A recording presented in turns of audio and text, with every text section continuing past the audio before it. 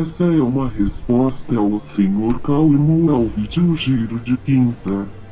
Último postado. Bem, a primeira notícia é que um menino havia comentado que ia fazer um atentado terrorista e foi preso.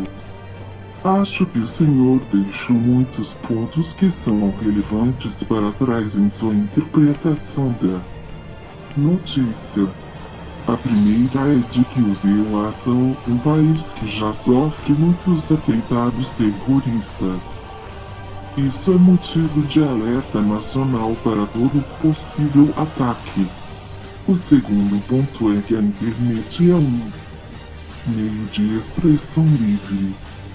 Mas não é por isso que se deve falar coisas desagradáveis como estas. Pense nisso como se ele estivesse falando isso e o pai de uma criança da escola perto da casa dele tenha ouvido este comentário.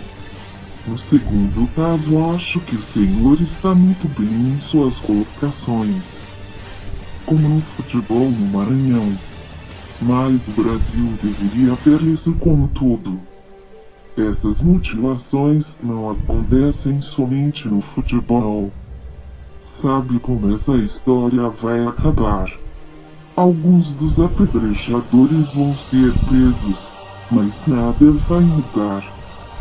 Vamos acabar vendo essas atrocidades novamente na região norte do Brasil, pois o sistema do nosso governo somente passa uma maquiagem nestas situações para demonstrar que a justiça está sendo feita, quando na verdade deve-se evitar essas tragédias.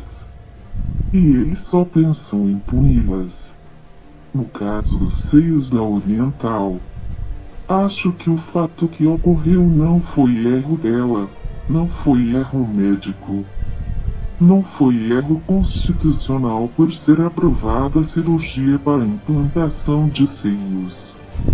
A culpa é de todos que montamos estético de beleza que a sociedade quer.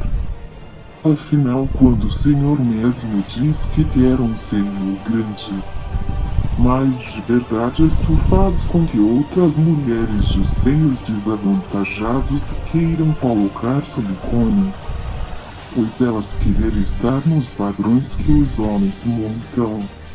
Não fique bravo. Este é só um pensamento de meu senso crítico.